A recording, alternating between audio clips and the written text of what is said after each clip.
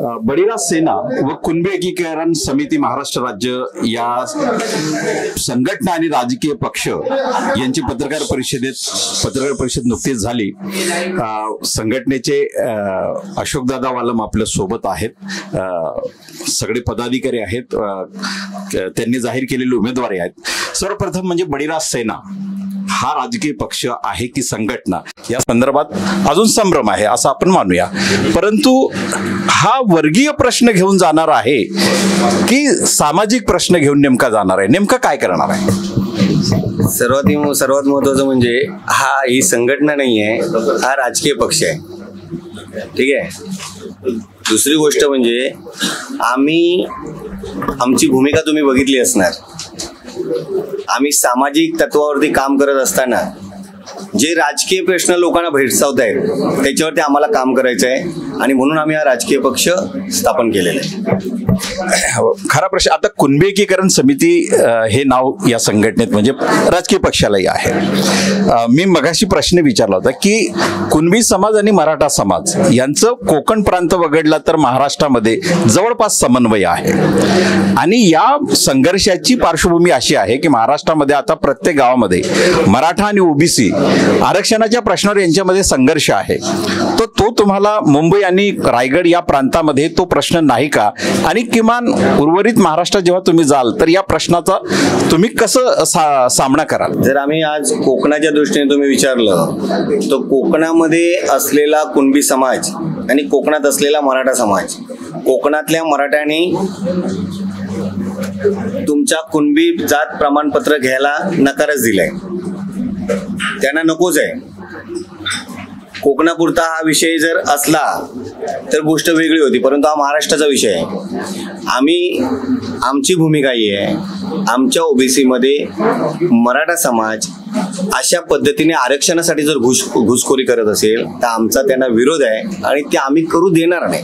3 राजकीय पक्ष आता या लोकसभा निवडणुकीत 2024च्या लोकसभा निवडणुकीत महाराष्ट्रामध्ये त्यांचं काहीतरी चाललेलं आहे, म्हणजे ओबीसी राजकीय आघाडी, ओबीसी मोर्चा आणि बळीराज सेना।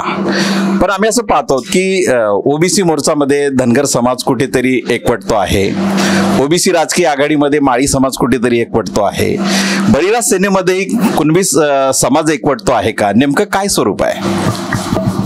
हे बघा, बळीराज सेना मी तुम्हाला पुन्हा सांगतोय, सगळ्या घटक संघटनांना, घटक पक्ष असतील छोटे मोठे, ज्यांना खरोखर सर्वसाधारण जनतेची, शेतकऱ्यांची, शेतमजुरांची, कामगारांची काळजी आहे, त्यांच्यासाठी त्यांना काहीतरी करायचं आहे, अशा सगळ्यांना आम्ही एकत्र घेऊन पुढे चालणार आहोत। हे जरी वेगवेगळ्या दिसत असतील तरी तुम्ही बघाल येणाऱ्या काळात आम्ही सगळे एकत्र येणार आहोत। तुमचे वैचारिक आयकॉन नेमके कोण आहेत? वैचारिक आदर्श तुमचे? नाही, वैचारिक आदर्श मी एकाच नाव नाही सांगू शकत, कारण ह्या प्रश्नाने या उत्तराने आम्हाला राजकीय दृष्ट्या फटका बसू शकतो। बळीराज सेनेने जे उमेदवार जाहीर केलेत, मावळ मतदारसंघामध्ये पूर्वी वंचित बहुजन आघाडीकडून त्यांची उमेदवारी होती आणि मला वाटतं 65,000 त्यावेळी 76,000 त्यावेळी त्यांना मतदान होतं आणि पुन्हा त्यांची एक दमदार उमेदवारी बळीराज सेनेने या ठिकाणी जाहीर केली आहे। यावेळी उमेदवारी तुम्ही घोषित करताना त्याचं पहिलं कारण तुमच्या वैयक्तिक याच्यामधून नेमकं काय आहे? आता आमचे अध्यक्ष वालमदादांनी सांगितलं की कोकणातल्या जमिनींचा प्रश्न, पर्यावरणाचा प्रश्न, प्रदूषणाचा प्रश्न हा आणि कोकणाचं भविष्य म्हणजे आम्ही ठरवणार, हा एक बेसिक त्यातला विषय आहे। आणि दुसरा तुम्हाला आरक्षणाचा विषय आहे। हे मुद्दे घेऊन आम्ही आता निवडणूक लढतोय। मगाशी त्यांनी पत्रकार परिषदेमध्ये सांगितलं की कोकणमध्ये खोतींचा प्रश्न खूप आहे आणि तो ज्वलंत आहे। आता खोताच्या प्रश्नावर तुम्ही अनेक आंदोलनं केलीत, अनेक तुम्ही त्या संदर्भातला इतिहासही मांडलेला आहे, परंतु या खोताचा प्रश्नाचा नेमका गाभा काय किंवा ही समस्या नेमकी काय? खोताचा प्रश्न असा आहे की छत्रपती शिवाजी महाराजांनंतर जी पेशवाई आली आणि पेशवाईमध्ये ज्या उच्चवर्णीय जाती आहेत त्यामध्ये मराठा आणि ब्राह्मण यांच्या नावावर मोठ्या प्रमाणात गावच्या गावं लिहिली गेली आणि हजारो वर्षापासून आम्ही कुणबी, आगरी, कोळी, भंडारी हे सगळे म्हणजे SC ST सुद्धा जमिनी कसतोय त्या जमिनीवर ताबा आमचा आहे, परंतु नाव लागत नाही. यामध्ये दोन विषय आहेत. एक तर राजकीय नेतृत्व हे सतत महाराष्ट्राचं मराठ्यांकडे आणि ब्राह्मणांकडे राहिलं. प्रशासक सुद्धा तेच आहेत. म्हणजे प्रशासनाने खरं म्हणजे निर्णय घ्यायला पाहता, पण जिल्हाधिकारी असतील, तहसीलदार असतील, यांनी सुद्धा कोकणावर अन्याय केला आणि अजूनही कुळ कायद्याची अंमलबजावणी झाली नाही. आणि दुसऱ्या बाजूला सिडको सारखे प्रकल्प येतात, नैनासारखा प्रकल्प आहे, नाणार सारखे प्रकल्प आहेत. या प्रकल्पांमध्ये जमिनी देणारे आहेत ते खोत आहेत. अजूनही खोती संपलेली नाही. डॉक्टर बाबासाहेब आंबेडकर, नारायण नागू पाटील यांचं आंदोलन आपल्याला माहित आहे. या आंदोलनाला पुढे घेऊन आम्ही चाललोय आणि आता लोकसभेत आणि विधानसभेत पुन्हा एकदा बाबासाहेबांच्या नंतर कुळ कायदा पूर्ण देशाला लागू व्हावा ही मागणी आणि हे स्वप्न घेऊन आम्ही तिकडे चाललोय. आगामी या निवडणुकीमध्ये तुमचा अजेंडा नेमका काय असेल? आमचा अजेंडा की हे कोकणाचे प्रश्न आहेत, हे दिल्लीमध्ये मांडल्याशिवाय प्रश्न सुटत नाही आणि कोकणाचे प्रश्न कोणीच दिल्लीत मांडत नाहीत. गोवा रोड त्याचं उदाहरण आहे. कित्येक वर्ष झाली इकडे तुम्हाला माहित आहे गडकरी साहेबांनी हा पुणे मुंबई एक्सप्रेस वे केला. आता समृद्धी हायवे मागून झाला. मग कोकण का नाही होत आहे? कोकणावर अन्याय का? आणि कोकणात तर खूप महाराज आहेत, पण कोकणाचा प्रश्न सुटत नाही.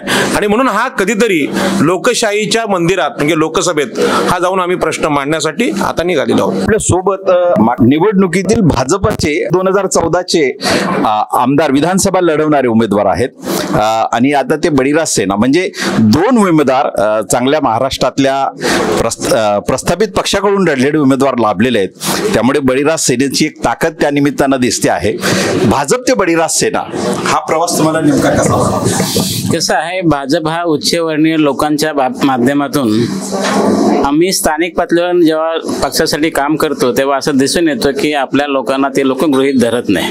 पण त्यांचं हे चरित्र आधी जाहीरच होतं. मग तुम्ही आणि म्हणून आम्ही असा विचार केला की आमचा बहुसंख्य समाज जो आहे हा तळ कोकणामध्ये वंचित आहे राजकीय क्षेत्रामध्ये आणि आमची दखलही घेतली जात नाही. आज जे पक्ष चालवत आहेत, भाजप असू द्या, शिवसेना असू द्या, आज ह्या संपूर्ण कोकणामध्ये 65-70% हा बहुजन समाज आहे. पण तिथे नेतृत्व करताना 4%, 5% ज्यांची समाज नाही अशा लोकांच्या हातामध्ये नेतृत्व गेले आणि ते लोकप्रतिनिधी म्हणून योग्य प्रकारे काम करत नाही. हे दिसून आल्या कारणाने आम्हाला असं वाटतं की आम्हाला इथे नेतृत्व करण्याची संधी मिळणार नाही.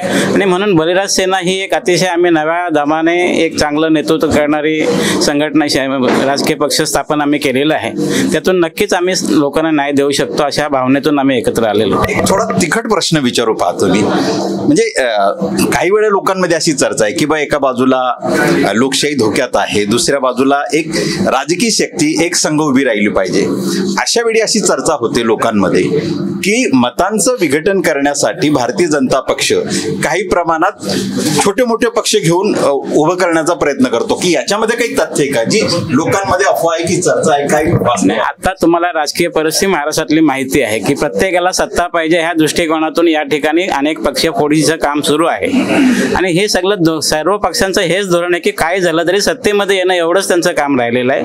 लोकांना समस्या ज्या भेडसावत आहेत कोकणामध्ये असू द्या किंवा महाराष्ट्रामध्ये, तिकडे कोणाचंही लक्ष नाही आहे. आणि मला वाटतं की याच्यासाठी आपल्याला काहीतरी लढा उभा केला पाहिजे. याकरता आम्ही समविचारी कार्यकर्त्यांची फौज निर्माण करून येणाऱ्या काळामध्ये आम्ही नक्कीच ह्यांना एक धडा शिकवण्याचा उद्दिष्ट समोर ठेवलेला आहे.